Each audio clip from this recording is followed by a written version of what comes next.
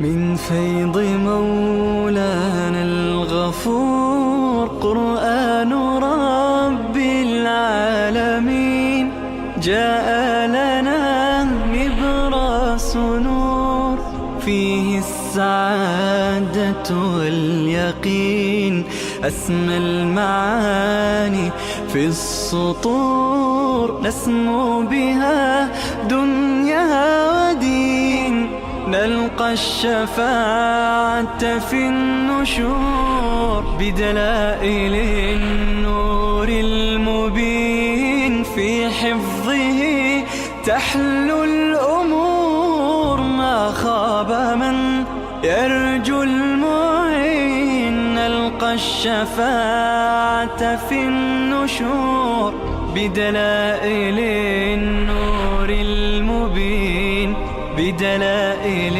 النور المبين.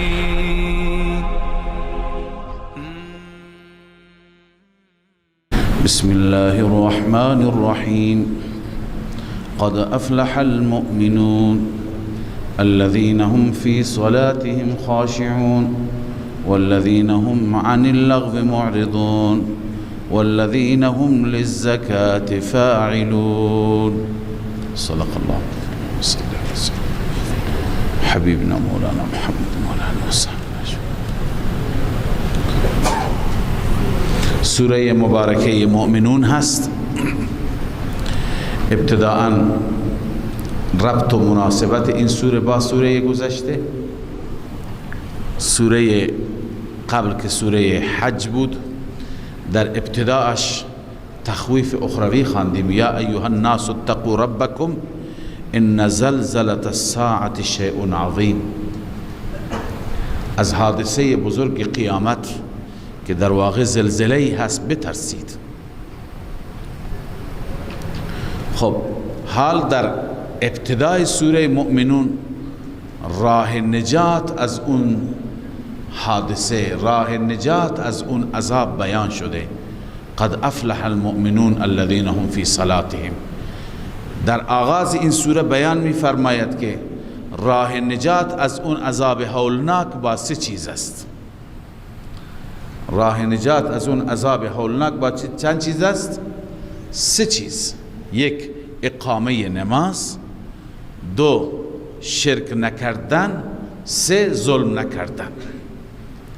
اول و آخر نماز را آورده و در میان نفی شرک و نفی ظلم، شرک نکردن و ظلم نکردن را آورده که اگر میخواهید از اون عذاب نجات بیابید، از اون زلزله الساعه، پس نماز بخونید، شرک نکنید، ظلم نکنید. این هست ربط سوره. اما الله عزوجل آغاز فرموده سوره را با بشارت. اون سوره با تخویف بود. یا ایها الناس اتقوا ربکم ان زلزله الساعة شیء عظیم. و این آغاز شده با مژده. قد افلح المؤمنون. به درستی که رستگارند مؤمنان. کدام مؤمنان؟ الذين هم في صلاتهم خاشعون. وصف اول نماز میخوانند. آنانی که در نمازشان خشوع دارند، فروتنی دارند، خشوع و خضوع دارند، استحضار حق دارند. دوم، شرک نکنید. والذین هم عن اللغو معرضون. آنانی که از لغو اعراض کننده هستند، از لغویات اعراض کننده هستند. قال ابن عباس هو الشرک. بزرگترین لغو شرک است. کار بیهوده. کوچکش را هم داریم، بزرگش را هم داریم. گاهی خداوند یک کلمه ذکر می کند، الفرد الکامل مراد است. الفرد الکامل لغو چی هست؟ شرک است. وقال الضحاك ان اللغو هنا الشرك. وقال الحسن انه المعاصی كلها. همه معاصی لغو هستند. خب شرک هم جز معاصی هست یا نیست؟ بله. فهذا قول جامع. لغو را یا لغو را به معنی معاصی بکنیم جامع هست. يدخل فيه من قال انه الشرك و قول من قال هو الغنا. چون خیلی ها گفتن لغو یعنی موسیقی، خیلی ها میگن که لغو یعنی موسیقیات. بس اونی که وقتی که به معنی معاصی بکنیم هم شامل موسیقی میشه هم شامل چی میشه؟ شرک میشه. بله. والذین هم للزکات فاعلون. وصف سوم، آنانی که زکات را انجام میدهند. للزکات، زکات عبادت مالی را میگویند. اما شما خواندید که در سوره های مکی زکات را به معنای چی میکنند؟ زکات مال نمی کنند، زکات جان، پاکی بدن. پاکی بدن باز هم از شرک. ابن عباس رضی الله تعالی عنه زکات را میگه هو قول لا اله الا الله. زکات اینه. حضرت شیخ رحمه الله همینو ترجیح میده، میگه این زکات از جمله قد افلح من تزکا هست. قد افلح من تزکا، رستگار اون انسانی است که خودش را پاک میکند. از چی پاک میکند؟ از همه آلودگی ها در رأس شرک است. پس بازم چی شد؟ للزکات یعنی از شرک خودشون را پاک میکنند. و بعضی دیگه از مفسران میگن زکات به معنی زکات است. درست سوره مکی است. اصل زکات، این مطلب را قبلا خدمت شما گفتم، اصل زکات در مکه نازل شد، اما مقدارش، حد و حدودش، شرایطش در مدینه، یعنی تفصیلش در مدینه. والذین هم لفروجهم حافظون. وصف چهارم، آنهایی هستند مؤمنان که شرمگاهشان را، عفتشان را حفاظت میکنند. الا علی ازواجهم، مگر بر همسرانشان، او ما ملکت ایمانهم، یا کنیزانشان. فانهم غیر ملومین، این افراد ملامت نیستند، قابل ملامت نیستند. فمن ابتغى وراء ذلك، کسی که بطلبد ارضا را، شهوت را، غیر از اینجا، غیر از این دورا، فاولئک هم العادون، این افراد متجاوزانند. ببینید وصف سوم این هست که انسان با عفت و با حیا باشد. الله عزوجل هم حکیم است. در انسان الله عزوجل که قوه شهوانیه پیدا کرده، راه ارضاءش را هم الله تعالی فراهم فرموده. یعنی انسان وقتی که شهوت دارد در وجودش هست چیکار بکند؟ الله دو راه گذاشته، یا اینکه انسان ازدواج میکند، پیش همسرش میره، یا اینکه کنیزی دارد، کنیز مملوکه‌ای که میدونید واتی با او هم حلال است. غیر از این دو راه، بقیه راه، هر کسی انتخاب بکنه بقیه راه را، این انسان متجاوز است. فاولئک هم العادون. علما نوشتند، علامه آلوسی، علامه نصفی، که فمن ابتغى وراء ذلك شامل چه چیزهایی میشه؟ وراء ذلك غیر از این دو صورت شامل متعه میشه، صیغه، اینم حرام، لوات، استمناء بالید، این صورت ها همه صورت های چی هستند؟ یعنی هر صورتی غیر از این دو صورت باشه و انسان خودش را ارضاء بکند، این در فاولئک هم العادون داخل است. قرطبی گفته فیه دلیل على تحریم المتعه والاستمناء بالکف، دلیل است بر اینکه متعه حرام است، استمناء بالکف حرام است لارادت الشهوه. این مال مدارک بود، ببخشید قرطبی نبود، تفسیر مدارک. قرطبی و هذا یقتضی تحریم الزنا الی آخر. بعدا میخوانم. ببینید درباره حرمت استمناء بالید خب کسی اختلاف نداره، لواط هم کسی اختلاف نداره، اما درباره متعه بعضی از عزیزان اعتقاد دارند، بعضی، چون کل شیعه هم اعتقادی به جواز متعه ندارد، بعضی مخالفند، بعضی اعتقاد دارند که متعه درست است. اونها چی میگویند؟ متعه نوع نکاح است، نکاح موقت است، پس متعه در الا علی ازواجهم داخل است. اونم همسرش است، ولو برای 1 ساعت همسرش هست، برای 1 شب همسرش هست، همسرش هست.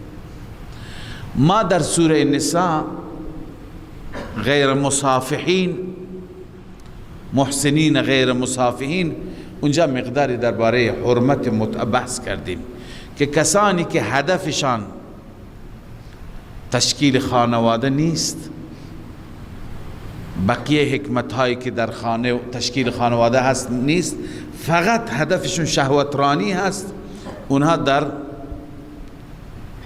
مصافحین داخل. اونجا بیان حرمتشون را خواندیم، نیازی به اعاده اون بحث نیست. احادیثی که درباره متعه بود هم عرض کردم. فقط اینجا من از یک نگاه و از یک زاویه این مسئله را بررسی میکنم. اون اینه که میخوام بگم زن ممتوعه با زن منکوحه فرق دارد. زنی که متعه شده با زنی که نکاح شده چی دارد؟ فرق دارد. زن منکوحه جز ازواجهم هست، زن ممتوعه نیست. زنی که متعه شده جز ازواج اصلا فرق داره با همسر. چرا؟ ببینید اگر ممتوعه زن و زوجه بود، خب ببین احکامی که در زوجه هست آیا برای ممتوعه هست؟ تو قرآن ما همش دستوراتی خواندیم، یک سری احکامی برای زن داریم نداریم؟ در سوره بقره شما خواندید، من اشاره میکنم شما میفهمید کدوم احکام. مثلا یک زن از شوهر ارث میبرد، اگر شوهر بمیرد شوهر از زن ارث میبرد، در حالی که زنی که با او کسی متعه کرده برای 1 شب برای 1 هفته، چه زن بمیرد چه مرد از همدیگه ارث نمیبرند. چطور زنش هست؟ پس وراثت بین هر دو نیست. معلوم شد زن نیست، زوجه نیست. 2 زنی که زنتون باشه بچه بیارد، نسب بچه از پدر چی میشه؟ ثابت میشه، الحاق فرزند به پدر، در حالی که در متعه چنین چیزی وجود ندارد. زن مال مادر، بچه مال مادر است، مال پدر نیست. 3 در همسر، کسی که همسر داشته باشد، همسر با طلاق از شوهر جدا میشه، در حالی که زن متعه بدون طلاق با گذشت مدت ساعت 12 که شد خود به خود، مثلا عرض میکنم خود به خود اینا از همدیگه جدا میشن، بیگانه میشند، پس با طلاق جدا نمیشه. 4 زنی که جدا میشه از زوجه‌ای که جدا میشه از شوهر نیاز به چی دارد؟ نیاز به عده دارد، نیاز به عده دارد. اما اونی که ممتوعه بوده به صورت متعه در اختیار کسی بوده، اون هیچ عده‌ای نمیگذراند. این ساعتش که تمام شد، ساعت 12 مثلا تمام شد، 1 با کسی دیگه چی کار میکند؟ عقد میبندد. پس این چه زنی هست، چه زوجه‌ای هست که احکام زوجه بر این جاری نمیشه؟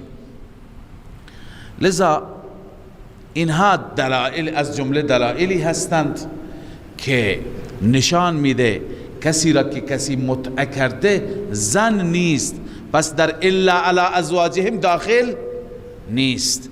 ببینید قرطبی همین گفته، میگه و هذا یقتضی تحریم الزنا. این آیه فمن ابتغى وراء ذلك می طلبت که زنا حرام بشه.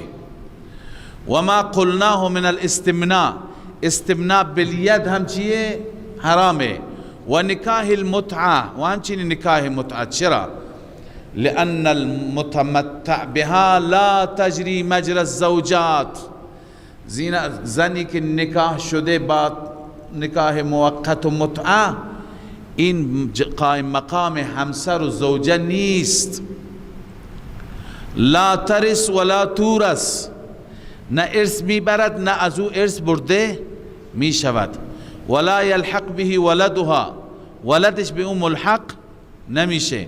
ولا یخرج من نکاحها بطلاق یستأنف لها، و خارج نمیشه از طلاقی که برای اون طلاق صادر بشه، داده بشه. و انها تخرج بانقضاء المدة التي عقدت علیها، زن خارج میشه از عقد مرد با تمام شدن مدت. و صارت کالمستأجره، پس مثل زن منکوحه نشد، مثل مستأجره شد. کسی را که اجاره کرده برای ساعتی، برای شبی، برای هفته‌ای، با گذشت زمان خود به خود چی میشه؟ عقد تمام میشه. پس مثل این میماند، این هیچ شباهتی با زن ندارد. پس فمن ابتغى، غیر از اون دو صورت هر کسی راه دیگری به طلبت، فاولئک هم العادون، اینا چی اند؟ اهل تعدی، اهل تجاوز. والذین هم لاماناتهم وعهدهم راعون، آنانی هستن مؤمنان، آنانی هستن مفلحان که لاماناتهم، برای امانتها، و عهد و پیمانشان راعون، یعنی رعایت میکنند، لحاظ میکنند امانتی که در دستشان هست یا عهد و پیمانی که با کسی بستند، اینها را رعایت میکنند، خیانت نمیکنند، عهد شکنی نمیکنند. والذین هم علی صلواتهم یحافظون، آنانی هستند که بر نمازهایشان محافظت میکنند. این یا تأکید بر نماز هست یا اینکه نه، این وصف با وصف اول فرق میکنه. وصف اول درباره کیفیت بود، الذین هم فی صلاتهم خاشعون.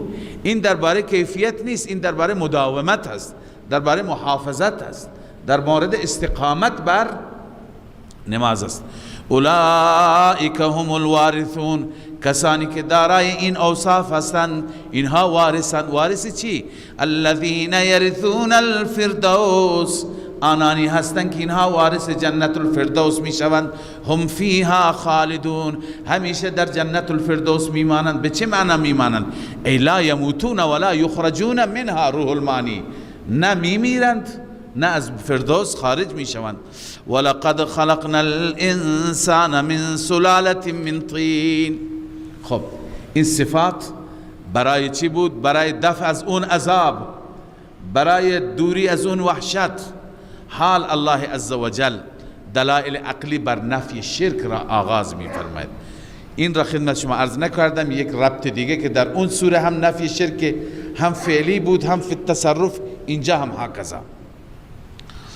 ولقد خلقنا الانسان من سلاله من طین، ما آفریدیم انسان را از سلاله، از یعنی خلاصه از گل، خلاصه از گل که الله عزوجل از گل در واقع لب لباب گل را خارج کرد و انسان را از او پیدا کرد. ثم جعلناه، اون ماده بعید بود، این ماده قریب. سپس قرار دادیم آن را نطفه فی قرار مکین، در قرار محکم یعنی رحم. ثم خلقنا النطفه علقه، اینا را شما خواندید. نطفه را تبدیل به علقه کردیم. فخلقنا العلقه مضغه، علقه را یعنی لخته خون را تبدیل به گوشت. فخلقنا المضغه عظاما، اون گوشت را استخوان کردیم، یعنی استخوان را از همون گوشت درست کردیم. فکسونا العظام لحما، استخوان را پوشیدیم با گوشت دیگه اضافه کردیم. ثم انشأناه خلقا آخر، ببین این ترتیبی که هست به همین ترتیب درست دقیق امروز علم نشان داده که به همین ترتیب در شکم مادر است جنین نوزاد. این را پیغمبر امی 1400 سال پیش که مردم هیچ خبر نداشتن، از علم و آگاهی نبود گفته. لذا فخلقنا المضغة عظام ثم انشأناه خلقا آخر، ما خلق دیگری پیدا کردیم. به چه معنی؟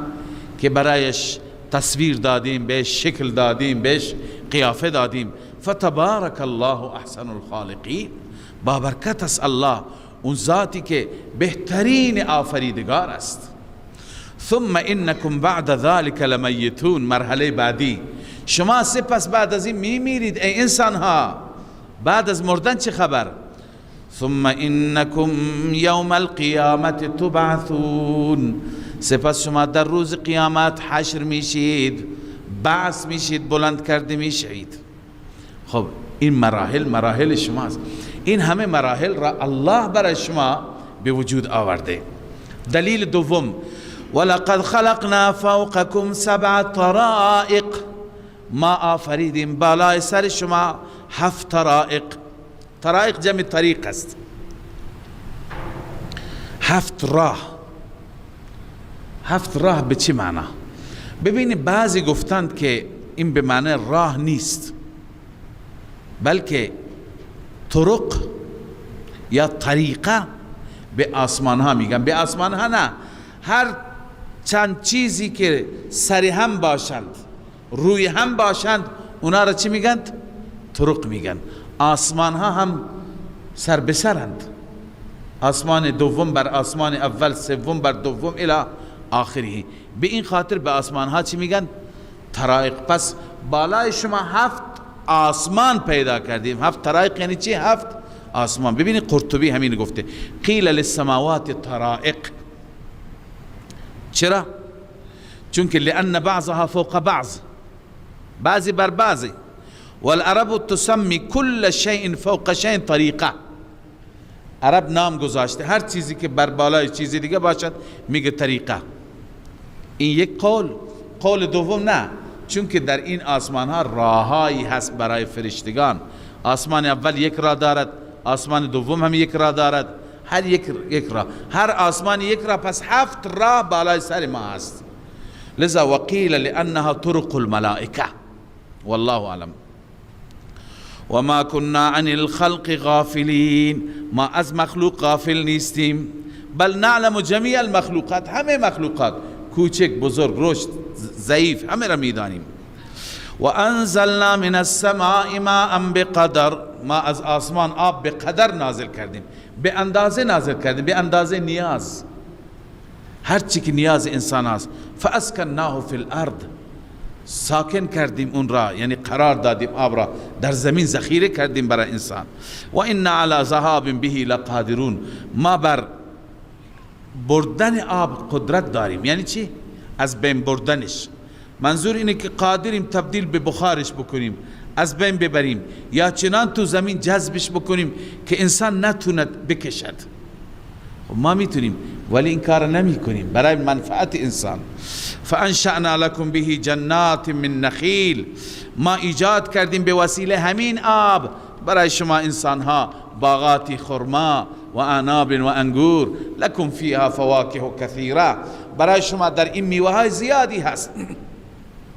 و منها تأکلون، از همین شما میخورید، چقدر شما استفاده میکنید.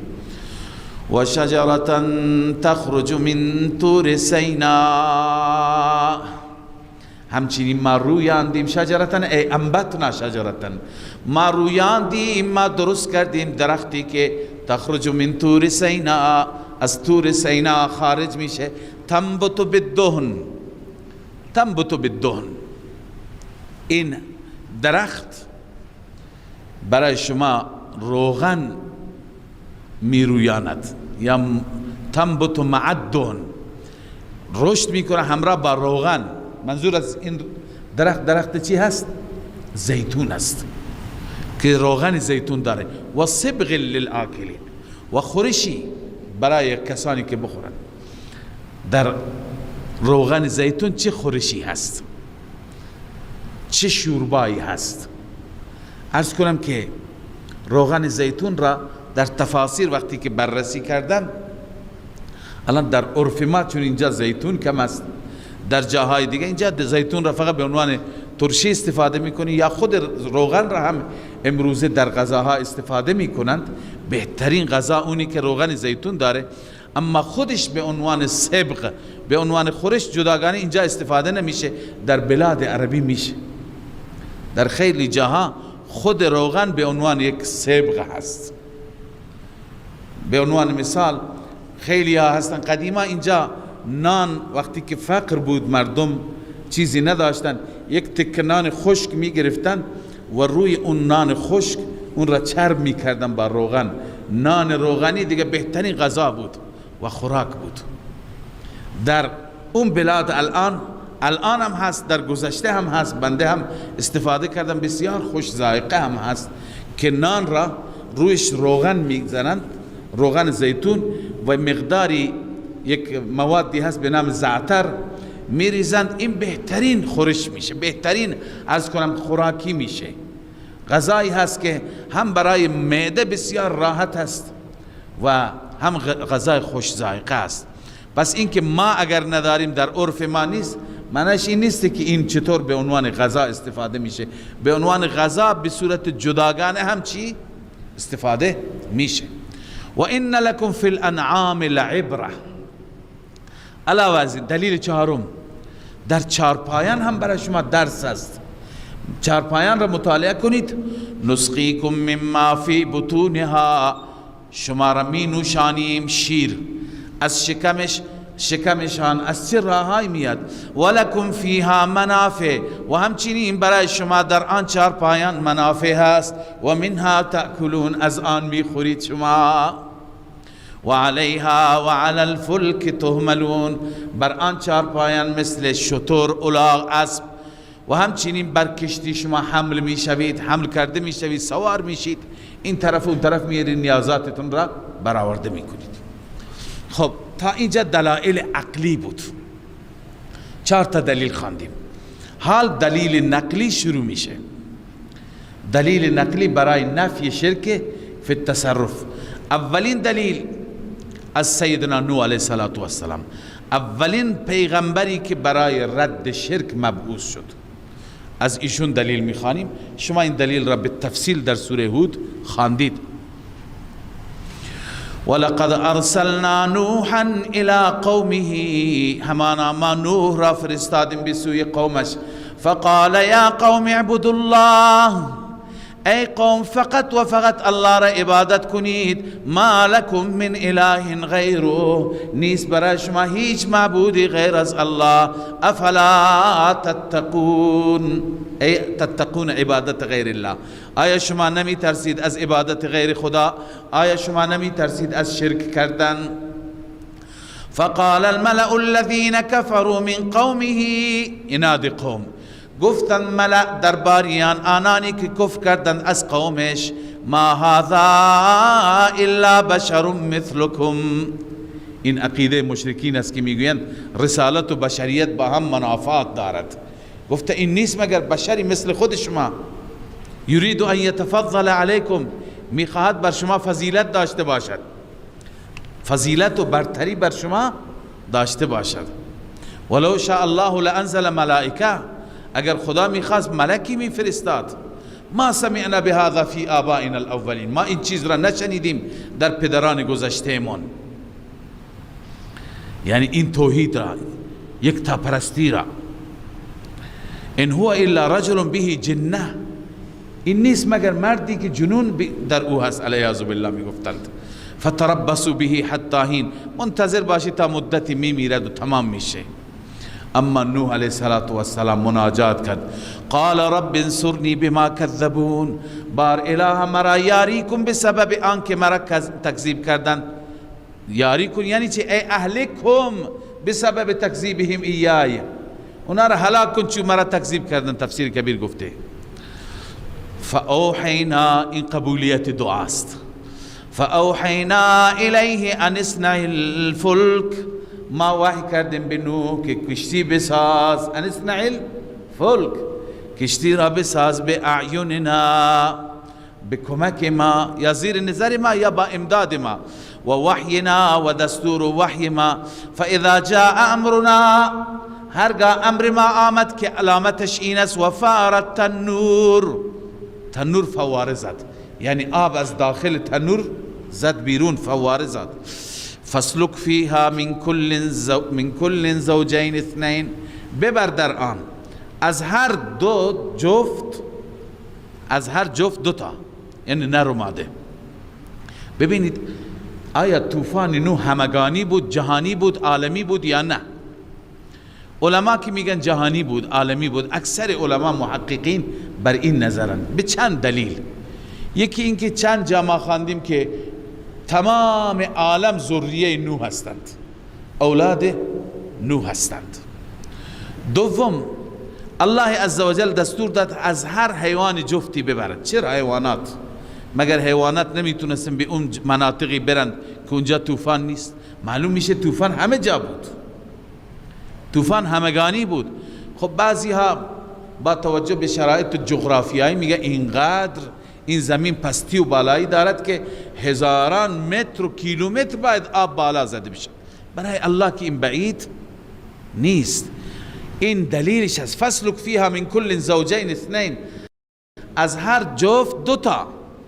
و اهلک، و همچنین اهلت را ببر، الا من سبق علیه القول منهم، مگر اونی که قول بر اونها سبقت کرده. قول یعنی قول بالعذاب. ولا تخاطبنی فی الذین ظلموا، ای نوح مرا خطاب نکن درباره کسانی که ظلم کردند، یعنی شرک کردند، کفر و شرک. لا تخاطبنی یعنی لا تراجعنی بالدعاء، دیگه دعا برای اونها نکن. انهم مغرقون، آنها غرق می شوند. فاذا استویت انت و من معک، هرگاه تو و کسانی که با شما هستند بر کشتی مستوی شدید، سوار شدید، فقل الحمد لله الذي نجانا من القوم الظالمین، بگوید الحمد لله، تمام ستایش و سپاس مرزاتی را که ما را نجات داد از قوم ظالمان. و وقتی که سوار شدید به وقت نزول هم این دعا را بخوانید. و قل رب انزلنی منزلا مبارکا، بگو بار اله مرا فرود بیاور، پایین بیاور، منزلا مبارکا، جای نزول مبارکی. و انت خیر المنزلین، تو بهترین پایین کننده هستی، نازل کننده هستی. الله می فرماید ان فی ذلک لآیات، همانا در این، در طوفان نوح نشاناتی بود. و این کنا لمبتلین، همانا ما بودیم ابتلا کننده، امتحان کننده. ای مختبرین قوم نوح البلاء، ما بودیم قوم نوح را در این امتحان کردیم. اور عبادنا، یا ما بندگان خودمون را امتحان میکنیم ببینیم کی چه کسی در واقع از اینها درس میگیرد، عبرت میگیرد. ثم انشأنا من بعدهم قرنا آخرین، خداوند میفرماید بعد از نوح قرن دیگری را پیدا کردیم. قرن بعدی بعد از نوح کی بود؟ شما خواندید در ترتیب قرآن مجید، قوم عاد بود. پس اینجا نام برده نشده، قوم عاد مراد هست که حضرت هود علیه السلام به سوی آنها مبعوث شد. فارسلنا فیهم رسولا منهم، ما فرستادیم رسولی از خودشان یعنی هود، ان اعبدوا الله، با این مضمون که فقط الله را عبادت کنید. ما لکم من اله غیره، نیست برای شما هیچ معبود غیر از الله. افلا تتقون، آیا شما نمی ترسید از عبادت غیر الله؟ اما هود را چه جواب دادن درباریان؟ وقال الملأ من قومه الذين كفروا وكذبوا بلقاء الآخرة، اناد قوم، گفتن کسانی که کفر کردند از قومش، آنانی که کفر کردند و تکذیب کردند ملاقات آخرت را، آنان و اطرفناهم فی الحیات الدنیا، این سبب کفرشون هست، سبب مرضشون هست. اطرفناهم، ما آنها را عیش دادیم در زندگی دنیا، خوشحالی و طرف. چی گفتن، چی اعتراضی کردن؟ مثل قوم گذشته. ما هذا الا بشر مثلكم، نیست این هود مگر بشری مثل شما. یأکل مما تأکلون، هر چی که شما میخورید این میخورد. و یشرب مما تشربون، از آنچه که شما می نوشید این هم می نوشد. پس فما الفرق بینکم و بینه، فرق بین شما و این چیه که اون رسول است و شما رسول نیستید؟ بیچاره ها اینطور قیاس کردن. ولئن اطعتم بشرا مثلكم، استکبار است، تکبر. اگر شما اطاعت کردید از بشری که مثل شما است، انکم اذا لخاسرون، شما واقعا زیانکارید، در ضرر و زیان واقع شدید. ایعدکم انکم اذا متم، اناد قوم، انکار قیامت. آیا این شما را می ترساند؟ وعید میده. از این شما باور کردید؟ انکم اذا متم، اینکه شما وقتی بمیرید و کنتم ترابا و عظاما و تبدیل بشید به خاک و به استخوانهای پوسیده، انکم مخرجون، آیا شما دوباره بیرون کرده میشید، زنده میشید از قبرها؟ آیا شما راضی میترساند؟ هیهات هیهات، یعنی این مسئله بدور از واقعیته. بعد بدور از واقعیت است، بدور لما توعدون، آنچه که شما وعده داده میشید چنین چیزی نخواهد بود. پس چیه؟ ان هی الا حیاتنا الدنیا، نیست این مگر همین زندگی دنیای ما. نموت و نحیا، در همین دنیا ما زنده ایم و در همین دنیا میمیریم. و ما نحن بمبعوثین، ما مبعوث نمیشویم بعد از موت. ان هو الا رجل افترا، نیست این هود مگر مردی هست که افترا گفته بر الله، کذب. و ما نحن له بمؤمنین، افترا در دو چیز، یکی این که میگه معبود یکی هست و یکی میگه که بعد از مرگ بعث هست. این دو چیز را اونها باور نمی کردند، مبدأ معاد. و ما نحن له بمؤمنین، ما به او ایمان نداریم، قبول نداریم. حضرت هود هم مثل حضرت نوح مناجات کرد، قال رب انصرنی بما کذبون، بار الها یاری کن مرا به سبب آنکه مرا تکذیب کردند. قال اما قلیل، استجابت دعا. الله فرمود اما قلیل، ای عن قلیل، مدت اندکی بعد لیصبحن نادمین، حتما اینها پشیمان میشند. ای بنزول العذاب العظیم، با نزول عذاب عظیم پشیمان میشوند. رب العالمین می فرماید فاخذتهم الصیحة بالحق، آن صیحه، آن فریاد جگر پاره کننده آنها را گرفت بالحق. فجعلناهم غثاء، ما قرار دادیم آنها غثاء، آنها را غثاء قرار دادیم. غثاء یعنی آشغال، تکه تکه زباله. فبعدا للقوم الظالمین، دوری از رحمت الله برای قومی که ظلم کردند، شرک کردند. ثم انشأنا من بعدهم قرونا آخرین، بیان سنت الله. الله می فرماید بعد از آن ما ایجاد کردیم قرون دیگری را. انسانهای در قرنهای مختلف زنده شدند و مردند. ما تسبق من امت اجلها، هیچ امتی سبقت نکرد از اجلش. اجلش اونی که معین بود در نزد خدای عزوجل، همون اندازه که معین بود به همون اندازه زنده شد و مرد. و ما یستاخرون، از اجلشان تأخیر نکردند. ثم ارسلنا رسلنا تترا، سپس ما فرستادیم برای این اقوام پیامبران من را تترا، یعنی پیا پی، پشت سر هم. تترا حال از ارسلنا است، به معنی متواترین، پیا پی. کلما جاء امتا رسولها، هرگاه می آمد پیش هر امتی، هر ملتی رسولش، کذبوا، او را تکذیب می کردن. فاتبعنا بعضهم بعضا، الله می فرماید ما پشت سر می کردیم بعضی را بر بعضی. یعنی چه؟ یک گروه را که قبلا هلاک می کردیم، گروه بعدی تکذیب می کرد، این هم پشت سرش می فرستادیم، یعنی هلاک می کردیم. و جعلناهم احادیث، سبحان الله، انسان به گذشته فکر کند با این دیدگاه که قرآن میگه و جعلناهم احادیث، اونها را ما افسانه قرار دادیم. یعنی امروز اونها به عنوان افسانه از اونها یاد میشه، هیچ وجودی ندارن، یه روز چه قدرتی داشتن. فبعدا لقوم لا یؤمنون، دوری از رحمت الله برای قومی که ایمان ندارند، ایمان نمی آورند.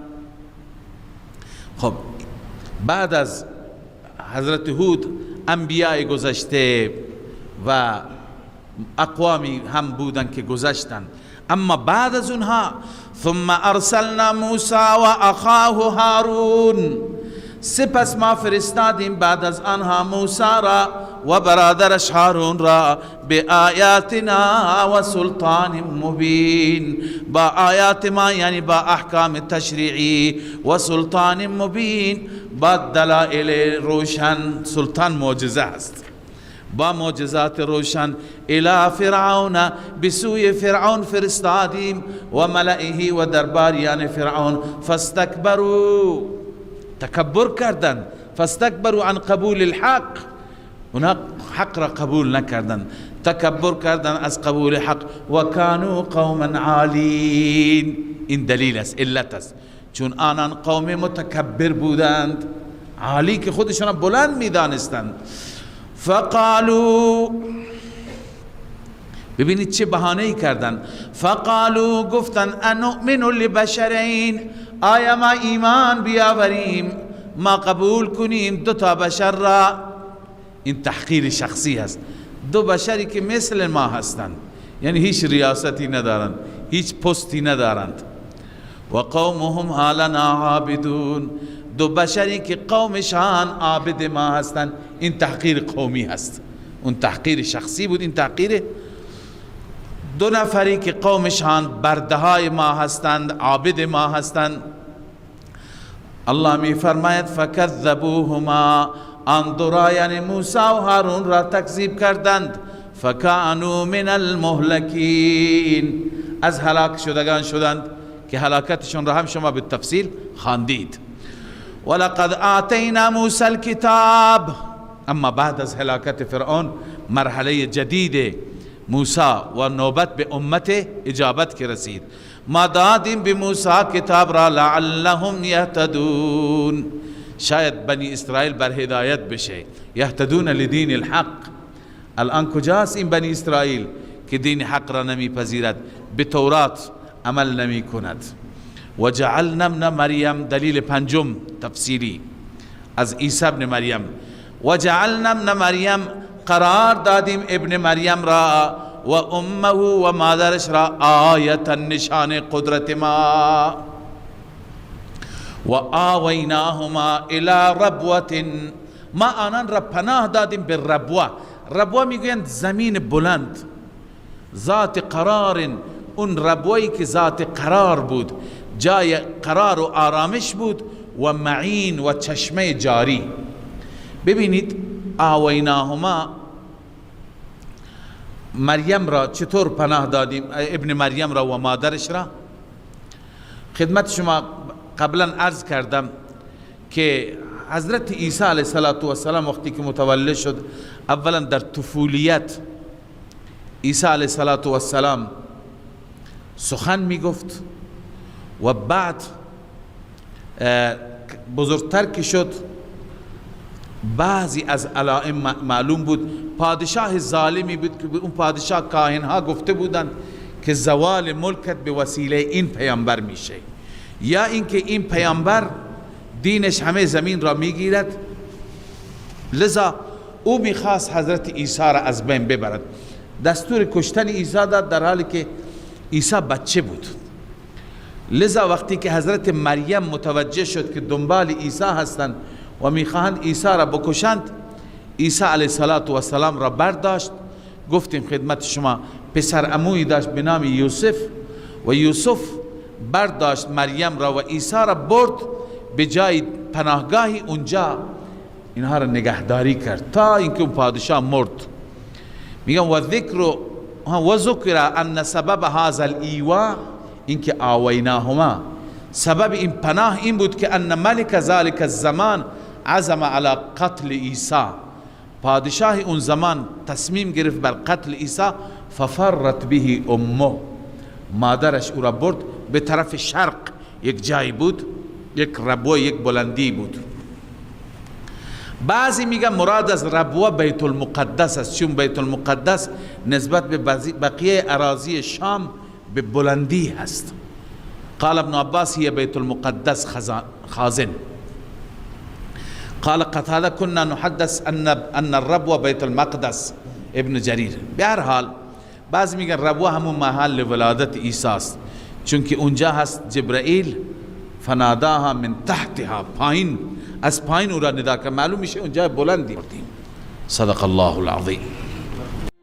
من فيض مولانا الغفور قرآن رب العالمين جاء لنا نبراس نور فيه السعادة واليقين أسمى المعاني في السطور نسمو بها دنيا ودين نلقى الشفاعة في النشور بدلائل النور المبين في حفظه تحلو الأمور ما خاب من يرجو المعين نلقى الشفاعة في النشور بدلائل النور المبين بدلائل